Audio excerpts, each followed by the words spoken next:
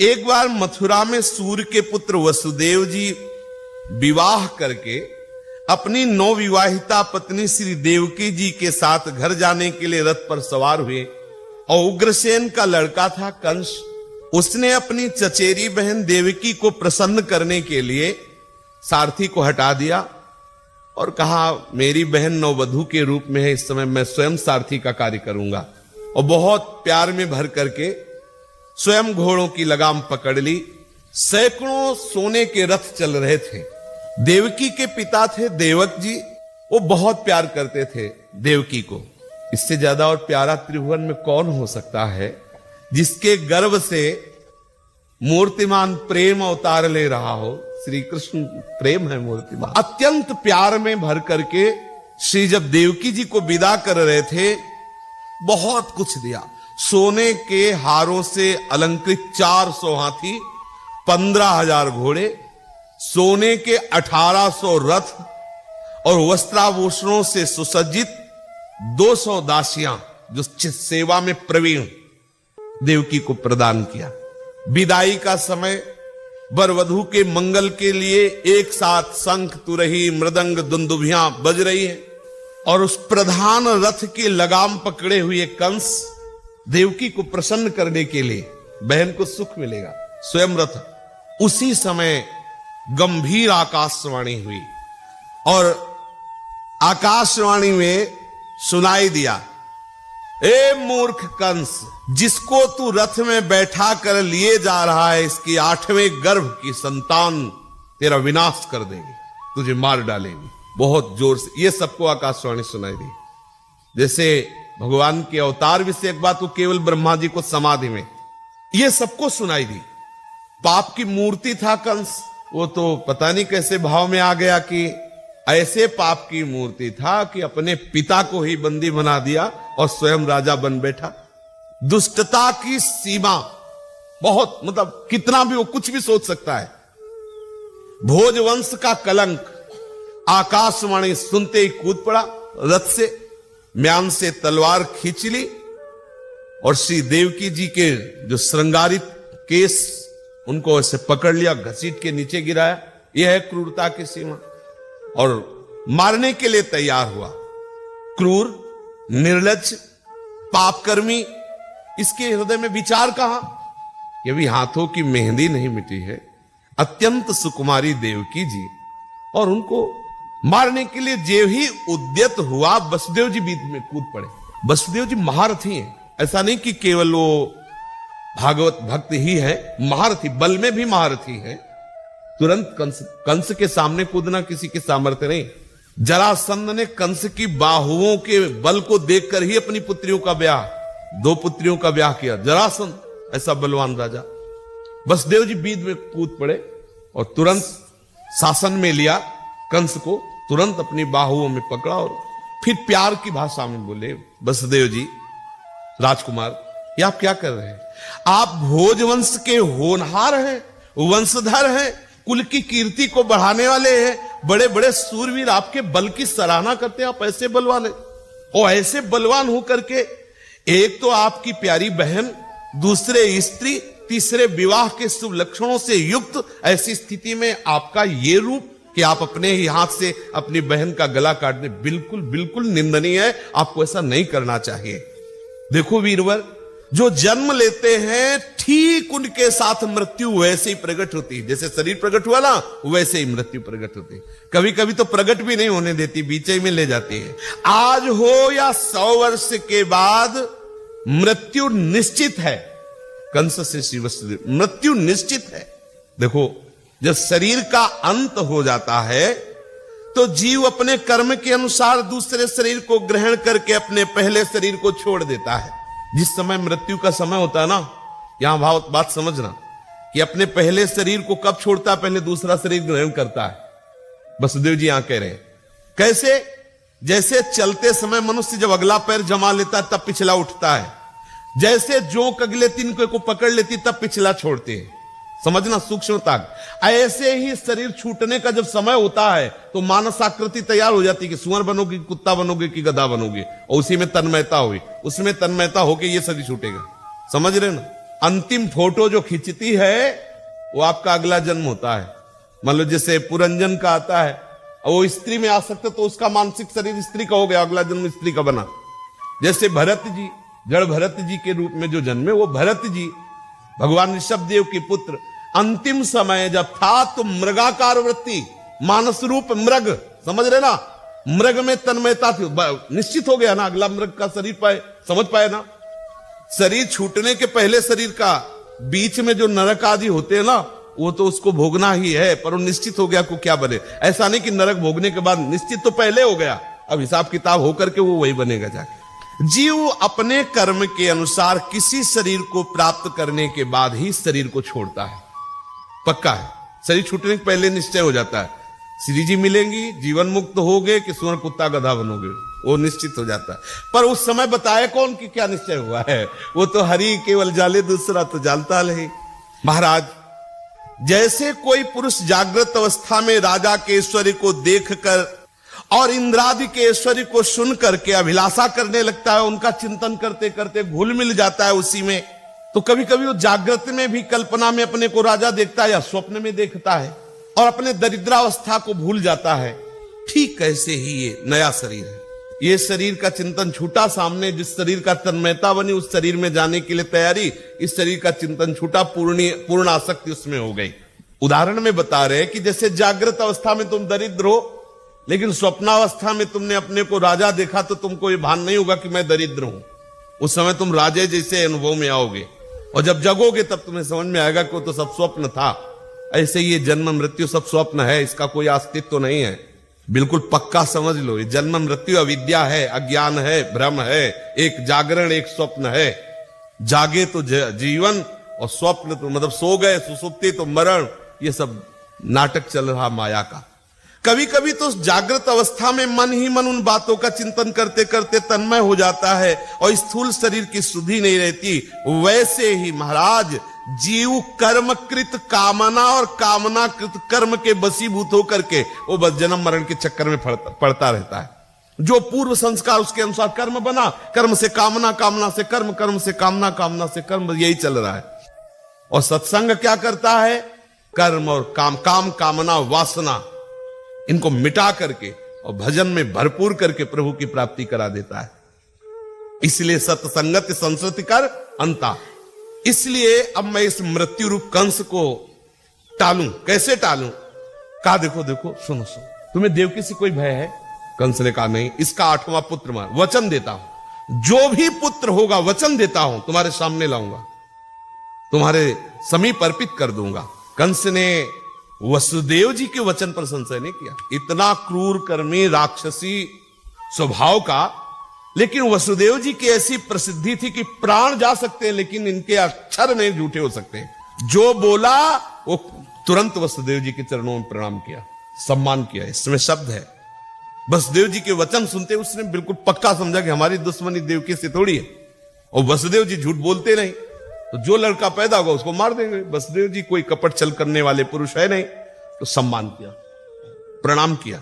वसुदेव जी अंदर ही अंदर तो बहुत गुस्सा हो रहे थे, क्योंकि अब सामने उस दृश्य उपस्थित था और अंदर अंदर जलन के। बताओ, ब्याह हुआ है और ब्याह के पहले ही जो बच्चे होंगे मारने का ठेका दे दिया ऐसे क्रूर कर्मा को। फिर भी वसुदेव जी ऊपर से प्रशंसा कर रहे थे कि हमारी ऐसी आशा है कि आप जैसे दीन बंधु दयालु ऐसा ही करेंगे। यद्यपि हृदय जल रहा था कि इस नीच दुष्ट पापी की हमें प्रशंसा करनी पड़ रही। इसके कंस बड़ा क्रूर निर्लज्ज था, तो वसुदेव जी को ऐसी प्रशंसा करने में पीड़ा भी हो रही थी, पर ऊपर से प्रसन्न मुख होकर के और उसको सामने उसकी प्रशंसा करने लगे। वसुदेव जी ने कहा, सौम्य आप निश्चिंत हो जाइए, कंस से तुम्हें देवकी से कोई भय नहीं। आकाशवाणी जी ने जो कहा है हम उसका पालन करेंगे। जितने पुत्र होंगे वो सब आपके सामने। कंस जानता था कि वसुदेव जी कभी झूठ नहीं बोलते, इन्होंने जो कुछ कहा और युक्ति संगत है, इसलिए उसने अपनी देवकी बहन जो थी उनको बाल पकड़े हुए था, अभी तक नहीं छोड़ा था। अभी तक तो वसुदेव जी अपने प्रवचन से संभाले हुए थे, अब वचन दे दिया, अब उसने छोड़ दिया। देवकी बड़ी साध्वी थी, उनके श्री अंग में समस्त देवी शक्तियां विराजमान थी। भगवान की मां बनने का सौभाग्य ऐसा कौन हो सकता है, और ऐसा सबको मिल सकता है सौभाग्य। यदि आप अपनी बुद्धि को श्री कृष्ण चरणों में अर्पित करके निरंतर भजन करें तो बुद्धि में गर्भ आ जाएगा और वो गर्भ होगा श्री कृष्ण। पक्का समझ लीजिए। आपकी बुद्धि को स्त्री संज्ञक कहा गया है। जिस समय भीष्म पितामह जी का शरीर पूरा होने का होता है ना, और समस्त बड़े बड़े ब्रह्म ऋषि और सब विराजमान, भगवान विराजमान है, तो भीष्म जी ने भगवान श्री कृष्ण से कहा, प्रभु बहुत सुकुमारी कन्या को आज तक सुरक्षित रखा है, अब वरण कर लो। तो सबको लगा कि कोई जानता नहीं किसी कन्या को भी, तो उनका मैंने अपनी बुद्धि रूपी सुकुमारी कन्या को आज तक कभी दूषित नहीं होने दिया। अर्थात हमारी बुद्धि, हे श्री कृष्ण, आपके चरणों में अनन्य है। आज तक किसी विषय का सेवन नहीं किया, आज तक किसी का अन्य का आश्रय नहीं लिया, अब इसका वरण कर लो, अब इसे अपनी प्रिया के रूप में स्वीकार कर लो। तो जो बुद्धि सदैव श्री कृष्ण का चिंतन करती है तो श्री कृष्ण बुद्धि में ही प्रकाशित हो जाते हैं। अब बुद्धि नहीं रही, श्री कृष्ण बुद्धि हो जाते हैं। सबके हृदय में ये काम क्रोधादि का पहरा है, सबके हृदय में नहीं पहरा, और सबका हृदय दुखी है। जैसे जेल में दुख नहीं होता, अगर इस जंजीर बेड़ियों से मुक्त होना चाहते हो तो श्री कृष्ण का आवाहन करो और वो हृदय में प्रकाशित हो जाए तो मुक्त हो सकते हो। और उनके प्रकाशित होने का अवसर आते ही सब बेड़ियां दरवाजे सब अपने आप नहीं हो जाते, किसी का कोई भय नहीं रह जाता। श्री कृष्ण आनंद स्वरूप है, नंद के आनंद भय जय कन्हैया। तो श्री कृष्ण आनंद की ऐसी महामहिमामयी बुद्धि में शक्ति जागृत होती कि बुद्धि त्रिगुणात्मिका माया से ऊपर उठकर प्रभु की नित्य लीला में प्रवेश पा जाती है। अब देवकी जी के प्रथम गर्भ रहा, उस पुत्र को वसुदेव जी अपने वचन के अनुसार, मेरे वचन कहीं झूठे न हो जाए, यद्यपि प्रथम पुत्र और बहुत ही सुंदर, अब वसुदेव देवकी जी के द्वारा और भगवान के बड़े भैया के रूप में ही तो है, पहले प्रकट हो रहे हैं। सत्यसंध पुरुष बड़े से बड़ा कष्ट सह सकता है पर वो कभी झूठ नहीं बोल सकता। ज्ञानी पुरुष किसी बात की अपेक्षा नहीं रखते, बड़े से बड़ा लाभ हो जाए या बड़े से बड़े हानि हो जाए, न शोक होगा न हर्ष, क्योंकि उनको पता है स्वाप्निक है। नीच पुरुष बुरे से बुरा काम कर सकता है, और जिन्होंने भगवान के चरणों का आश्रय ले रखा है वो सब कुछ त्याग सकते हैं, सब कुछ त्याग सकते हैं। वसुदेव जी ने अपने गोद में लिया पुत्र को, प्रथम कीर्तिमान नाम था, शायद कीर्तिमान नाम था, गोद में लिया और कंस के सामने गए, क्योंकि उनके लिए मृत्यु और जीवन समान है, सत्य निष्ठा से युक्त है, उनके लिए इसका कोई महत्व नहीं है जीवन मृत्यु का। धर्म पूर्वक हमारा एक सेकंड भी हमारे लिए हजारों कल्पों से बढ़कर के है, और अधर्म पूर्वक सैकड़ों वर्ष जिए किस बात को, भार है जीवन। कंस ने देखा कि अपनी सत्य निष्ठा पे बिल्कुल डटे हुए वसुदेव जी सामने लाए, तो कंस ने कहा कि ये तो बहुत सुकुमार, ये क्या मुझे मार सकेगा। और आपने भी आकाशवाणी सुनी थी, आकाशवाणी ने तो 8वें पुत्र की बात कही थी, आप इसे ले जाइए, दया आ गई, आप इसे ले जाइए और 8वें को हम मारेंगे, क्योंकि आकाशवाणी 8वें के लिए हुई थी। वसुदेव जी ने कहा ठीक है, लेकिन प्रसन्नता ले हुई। दुष्ट आदमी कभी भी बदल सकता है, कभी भी। अभी तो विश्वास दिला रहा है और अभी बदल सकता है। कंस बड़ा दुष्ट है और इसकी बुद्धि, इसका मन इसके हाथ में है नहीं, कभी भी बदल सकता है। वसुदेव जी को पता था, इसलिए कोई उत्साह नहीं हुआ बचने का, ले आए। इधर भगवान नारद जी ने सोचा ये ऐसा दयालु हो जाएगा तो भगवान के अवतार में तो बहुत देरी हो जाएगी, इतनी दया करने लगेगा तो बात बिगड़ जाएगी। हमें तो पूरा का पूरा ऐसा इससे रोल चाहिए कि ठाकुर जी विवश होके जल्दी आ जाए। श्री हरि के स्मरण में मगन नारद जी तुरंत पहुंचे कंस के पास। कंस ने, और नारद जी का ऐसा स्वरूप है कि कहीं भी जाए महाराज का सम्मान ही होता है। वो हिरण्यकश्यप के यहां भी जाते हैं, वो सबके कहीं भी जाए, इनसे कोई बैर नहीं, और जिसके पास जाते हैं ऐसी चतुराई से बात करते हैं कि उसको लगता है हमारे हितैषी हैं। पूरी सूचना, पूरी हरि की सूचना, ऐसी सूचना जिससे उसको लगे कि ये हरि के खिलाफ है, और वहां से पूरी बात हरि के पास जाके पहुंचाना, और कैसे वो नष्ट होगा पूरा विधान बना देना। नारद जी ने कंस के पास जाकर के आशीर्वाद आदि दिया। कंस ने फौरन आसन लगाया, प्रणाम किया, अर्घपाद्य आदि समर्पित किया। नारद जी ने कहा कैसे हो? कंस ने कहा बहुत कृपा है। बोले हमें तो सब कृपा नजर आ रही तुम्हारे ऊपर, तुम जो कर रहे हो ना तुम्हारे विनाश के लिए ही है। और उसके होश खराब हो गए। ब्रज में जितने हैं ना, ये सब नंदादि गोप, वसुदेव, देवकी, ये सब दैवी शक्तियां हैं। ये सब भगवान के निज पार्षद हैं, हरि का अवतार होने। कोई तुम साधारण बात समझ रहे हो? तुम्हारे मारने के लिए कोई साधारण आएगा? हरि आ रहे हैं। नंद वसुदेव देव और जितने भी ये सब हैं, ये सब देवता लोग हैं, बड़े बड़े प्रतापी देवता हैं। जितनी भी स्त्रियां, सब दैवी शक्तियां हैं। ये तुम्हारी सेवा में भी जो घुसे हुए हैं ना, ये देवता ही है और दूसरे कोई नहीं है। अब क्रूर आदि सब, तो ये सब देवता ही तो थे। होश में हो जाओ। ये तुम दया जो कर रहे हो ना, तुम्हारे लिए बहुत घातक होगी। तुम्हारे वध की पूरी तैयारी हो चुकी, तुम्हारा नाश निश्चित है। ऐसी दया करोगे तो बहुत जल्दी है। देवर्षि नारद जी इतना कहे, मुस्कुरा दिए। कंस की समझ में आ गई बात कि हमारे हित की बात करे। तुरंत आदेश किया कि वसुदेव जी से कहो जो अभी ले गए थे लेके आ जाए। अब जो बालक पैदा होता गया वो उन्हीं के सामने मारता गया, वसुदेव जी। लेकिन देखो, सत्य संध पुरुष सामने देख रहे हैं ऐसा, लेकिन सत्य से नहीं हिल रहे। अब उसने देवकी वसुदेव को कारागार में डाल दिया, हथकड़ी बेड़ी से जकड़ दिया। जो पुत्र होते गए उनको मारता गया। और हर बार उसको यही शंका, नारद जी ने ऐसी प्रक्रिया बता दी थी कि पहला 8वां हो सकता है, हर को 8वां साबित कर दिया था। तो उसको यही लगता कि पता नहीं किसमें हमारा काल हो, इसलिए सबको मारता गया जो बालक थे। पृथ्वी में बात प्रायः देखी जाती है कि जो अपने ही प्राणों का पोषण करने वाले लोग होते हैं, वो माता पिता भाई बंधु हितैषी मित्र सबकी हत्या करने में वो सकुशलता पूर्वक हर्ष पूर्वक करते। कहीं उनको शोक नहीं होता, किसी की भी हत्या कर सकते हो।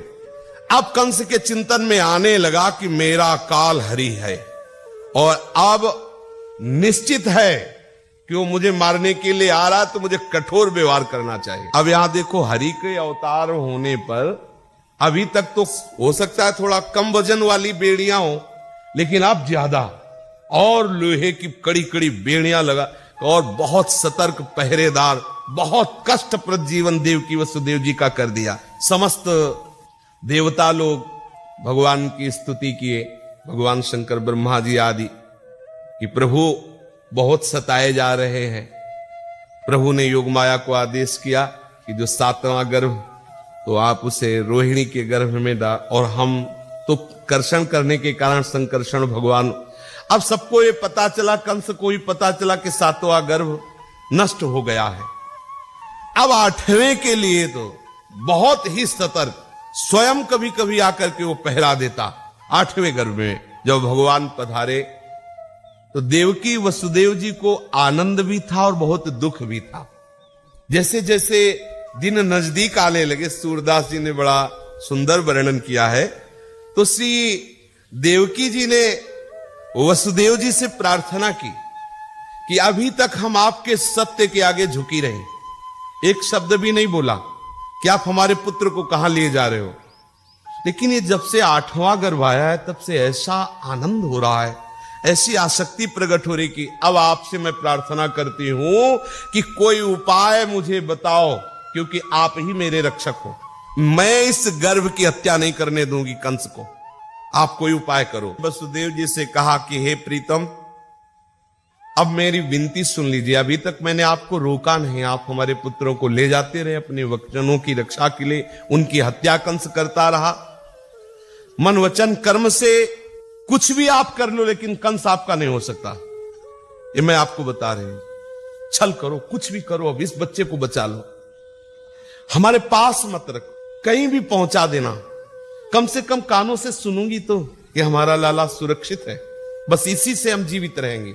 इस लाला को कुछ भी नहीं होना चाहिए। अब जो गर्भ है इसको, ये मैं प्रार्थना करती हूं। जी ने कहा, तुम देख रही हो कि तुम्हारे साथ ही हथकड़ी बेड़ियां लगी हुई है, मुझे तो त्रिभुवन में कोई ऐसा हितैषी नहीं दिखाई दे रहा जो मेरी यहां रक्षा कर सके। और फिर बालक की रक्षा आप कैसे हो सकती? उसने तो 7 को इसीलिए कि 8वां, और इतनी बड़ी पहरेदारी है, कोई ऐसा हमारा नहीं जिससे अब हमारी रक्षा हो सके। असुर कंस अपवंश विनाशन, सिर ऊपर बैठे रखवारे, सुनि देव की कोई तू हमारे। ये कंस ऐसा है कि अपने पिता को ही जेल में डाल दिया है, अपने वंश का विनाश करने वाला है। ये हमारे वंश की कैसे रक्षा कर सकता है? हम रोए, उसके पैर पकड़े, कुछ भी करे, कोई अब हमारा सहयोगी नहीं, कोई हमारी रक्षा नहीं कर सकता। ऐसो को समरथ त्रिभुवन में, जो यह बालक ने कुबारे, खड्ग धरे आवे तुव देखत, अपने कर छिन माह पछारे। हमें तो त्रिभुवन में कोई ऐसा नहीं दिखाई दे रहा कि इस महाबलवान कंस से हमारे इस बालक की रक्षा कर ले। जो भी बालक होगा वो एक बार रोएगा तो ही वो भागता हुआ चला आएगा और नंगी तलवार लेकर के अपने हाथ से हमारे बालक को मार देगा।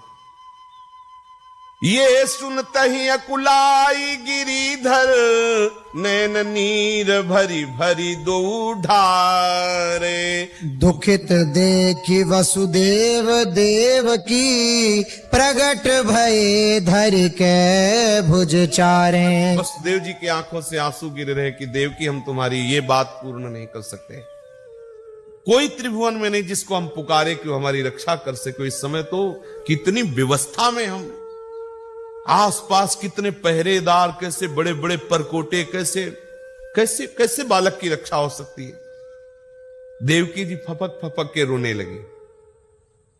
देवकी वसुदेव जिस समय रो ही रहे थे, उसी समय एक अद्भुत प्रकाश हुआ कंस के कारागार में, और देवकी वसुदेव जी ने देखा कि चतुर्भुज रूप धारण किए हुए वहां प्रभु वैभव से प्रकट हुए। इसलिए अपना ऐश्वर्य वैभव प्रकट किया कि तुम देख लो, ये दो भुजा वाला कंस क्या बिगाड़ लेगा। प्रभु अपने स्वरूप से प्रकट हुए। दुखित देख वसुदेव देव की, प्रगट भये धरि के भुज चारे। चतुर्भुज रूप में भगवान श्री हरि प्रकट हुए। बोली उठे प्रतिज्ञा करी, प्रभु मोते उबरे, तब मोहि मारे। अति दुख में सुख दे पितु मात ही, सूरज प्रभु नंद भवन सिधारे। देवकी जी ने देखा जिस समय दोनों रो रहे थे कि कौन हमारी रक्षा कर सकता है, उसी समय देखा कि सामने प्रभु प्रकट हो गए। हरि मुख देखी हो वसुदेव, हरि मुख देखी हो वसुदेव। देवकी जी ने कहा देखो देखो प्रीतम वसुदेव जी से, देखो ये सामने देखो कौन आ गया। भगवान श्री हरि कोटि काम स्वरूप सुंदर, को न जानत से।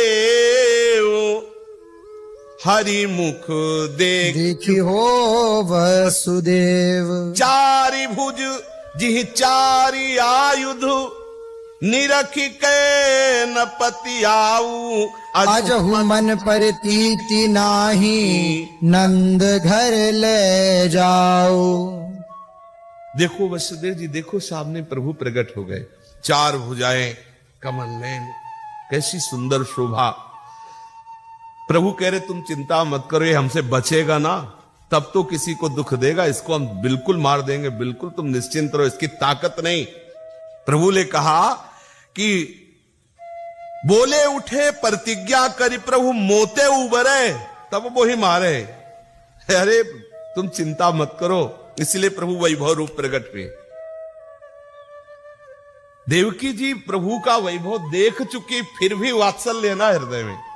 वो वसुदेव जी से कहा कि मुझे विश्वास नहीं हो रहा, यद्यपि मैं इनकी महिमा देख रही हूं, इनको छुपा दो कहीं ऐसी जगह जाके, कंस ना जान पावे। तो वसुदेव जी ने प्रभु से ही कहा कहां छुपा दे तुझे, बताओ कहां छुपा दे। प्रभु ने कहा नंद भवन ले जाओ, मुझे नंद बाबा के यहां छोड़ आओ। अब वो उस मां से पूछो जिसका इतना सुंदर पुत्र हो और उसे छोड़, तुरंत अभी प्रकट हुए। और अभी आप यहां थोड़ी देर विचार पूर्वक उपासना के विषय में देखिए। जब कोई उपासक ये निश्चय करता है कि मुझे श्री कृष्ण प्राप्ति करनी है इस जन्म में, तो उसको घेर दिया जाता है। ध्यान रखना, हो सकता है आपका शरीर बड़े असाध्य रोग से ग्रसित हो जाए, हो सकता है आपके जितने सब अनुकूलता देने वाले सब प्रतिकूल हो जाए, आपका मन आपके प्रतिकूल हो जाए, आपकी बुद्धि आपके प्रतिकूल, काम क्रोध लोभ मोह मद मत्सर ये सब आपको घेर सकते हैं। ये सब कंस के परिकर है, हथकड़ी बेड़ी जकड़े हुए। आप देखो, कहते हैं एक बार कृष्ण नाम लो तो कृष्ण नाम आकर्षित करके माया मुक्त कर देता है। कृष्ण के बाप हैं, वो जेल में है। हम ये इसलिए समझा रहे हैं कि थोड़ा सा लीला पर विचार कीजिए। इनके जैसा सुकृतवान, इनके जैसा तपस्वी, इनके जैसा भजनानंदी कोई होगा? वसुदेव देव की जैसा अखिल लोकों के पिता। प्रभु गीता में कहते हैं मैं सबका पिता हूं, सबका बाप हूं, क्योंकि आप ही आप हैं तो आपका हो चाहे बाप का हो बराबर है। लेकिन ये पुत्र बनते हैं, आके पिता का सौभाग्य देते हैं। आप समझो, ऐसे महान भक्त श्री देवकी वसुदेव जी हैं, लेकिन ये सौभाग्य जिनको प्राप्त हुआ उनकी जरा जीवनी पर देख लीजिए। अभी ब्याह से लेकर के यहां तक देख लीजिए, सरकार के प्रकट होने तक पहले इतने देख लीजिए। कंस का भयंकर कारागार और उसके बड़े क्रूर कर्मा जो दैत्य स्वभाव वाले, वो सब पहरेदार, हथकड़ी बेड़ी जकड़ी हुई, और वो हर पुत्र को मार देता है कंस। और ऐसे भयावह स्थिति में ऐसे महाभागवत के गर्भ से भगवान प्रकट हो रहे हैं। आप विचलित हो जाएंगे तो कैसे आप श्री कृष्ण प्रेम प्राप्त करेंगे? सोचो, आप थोड़ा सोचिए। अरे भाई, तुम जान नहीं पा रहे हो, तुम अपनी वो बिगाड़ वाली बात कर रहे हो जो कहीं पूर्ति होने वाली नहीं है।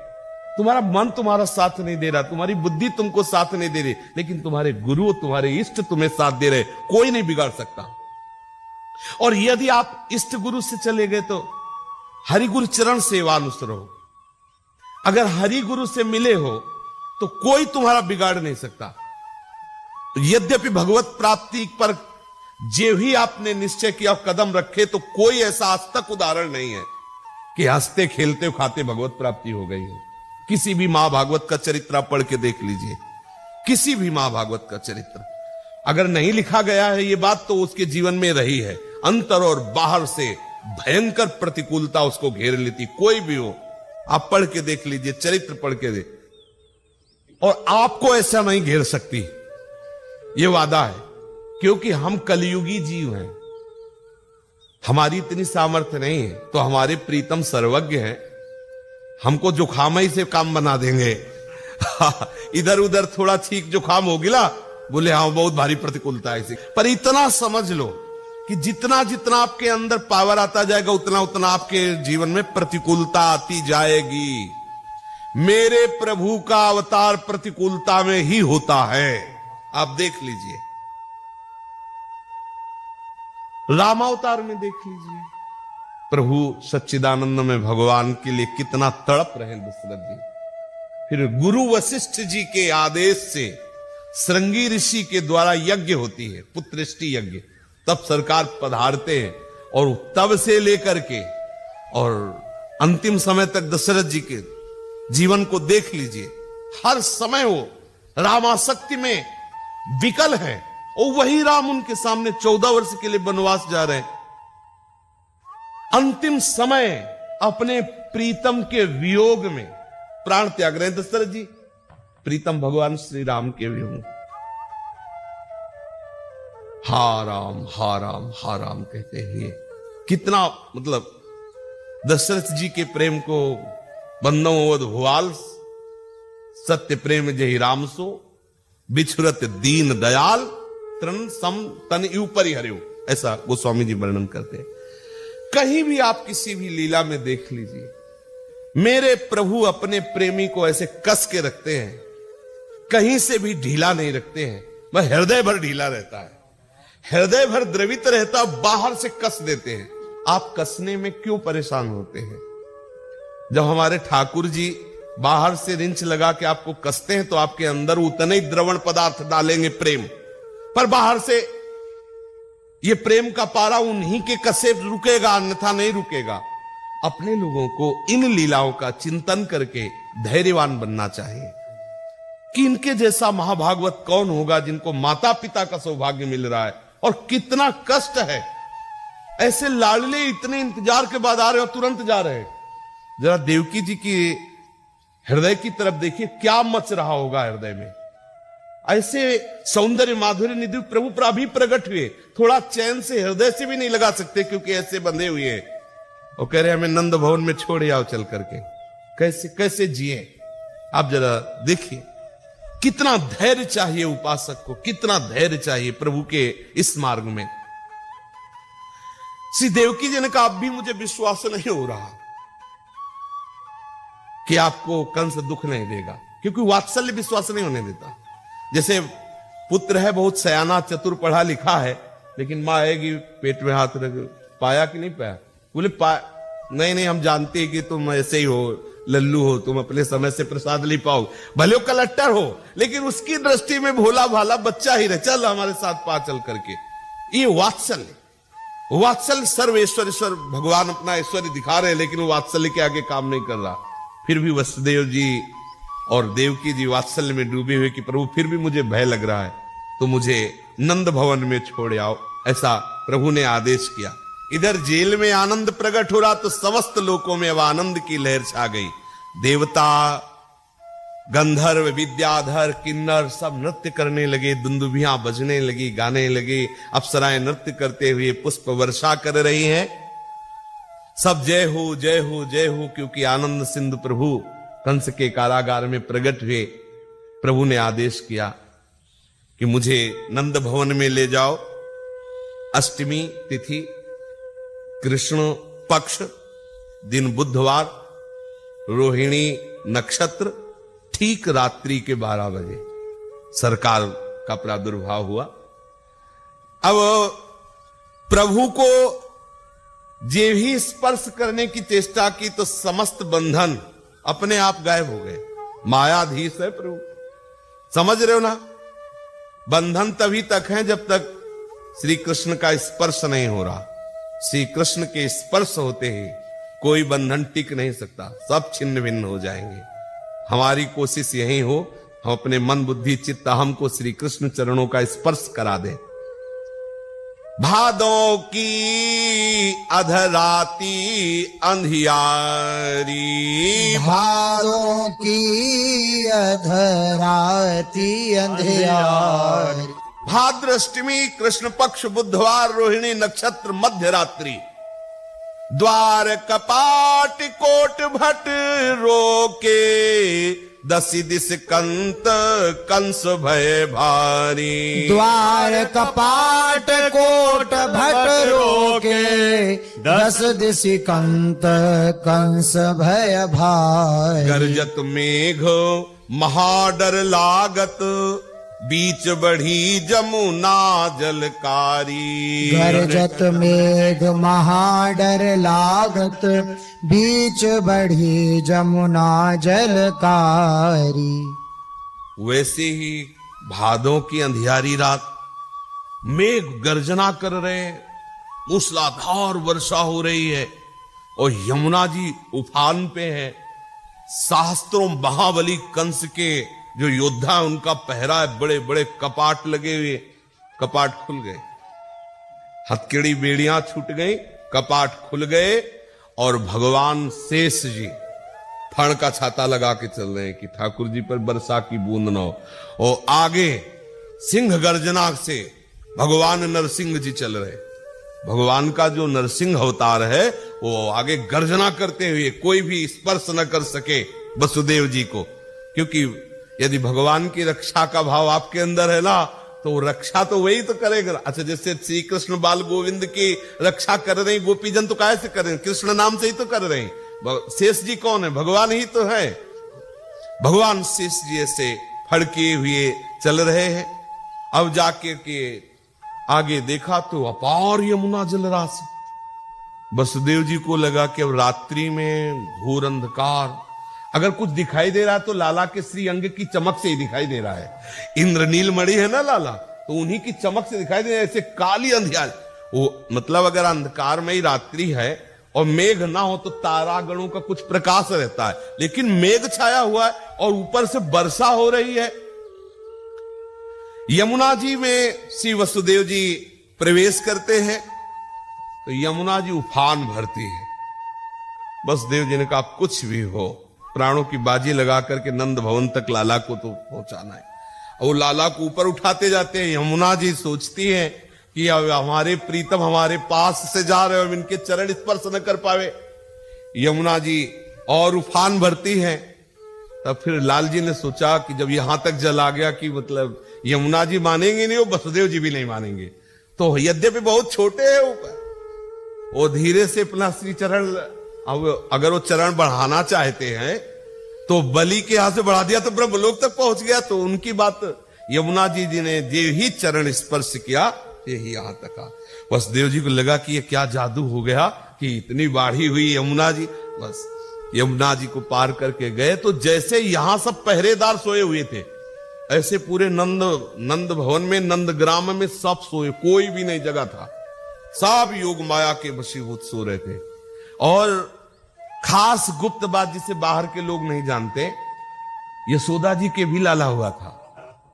ये जो लाला हुआ देवकी के, ये चतुर्भुज नारायण श्री हरि, जिनको भगवान विष्णु का अंश कहा गया शास्त्रों में, और ये जो लाला है ये निकुंज से आए हुए हैं। आनंदाज नंद के द्वार, दास अनन्य भजन रस कारण, प्रगटे लाल मनोहर ग्वाल। रात्रि का समय है, योग माया ने सबकी बुद्धि को ढक लिया है, अर्थात सब सुसुप्ति अवस्था में है। यशोदा मैया भी कोई नहीं है, दासी यशोदा में सब खग मृग पशु पंछी सब, किसी को पता नहीं कि वसुदेव जी आए हैं। और जे ही गए तो वसुदेव जी को, तो ऐसे वो वसुदेव जी लाला को यशोदा जी के बगल में सुला रहे, ऐसे थोड़ी सुला रहे, ऐसे कि कोई देख तो नहीं रहा है। और वो लाला के ऊपर लाला समा गया। इसलिए दो लाला के चरित्र हैं अपने ब्रज में। एक है ऐश्वर्य लाला जो कभी अघासुर मारता है कभी बकासुर मारता है, वो चतुर्भुज नारायण। और एक है रास विलास और माखन मिश्री, ये हमारे लाला है।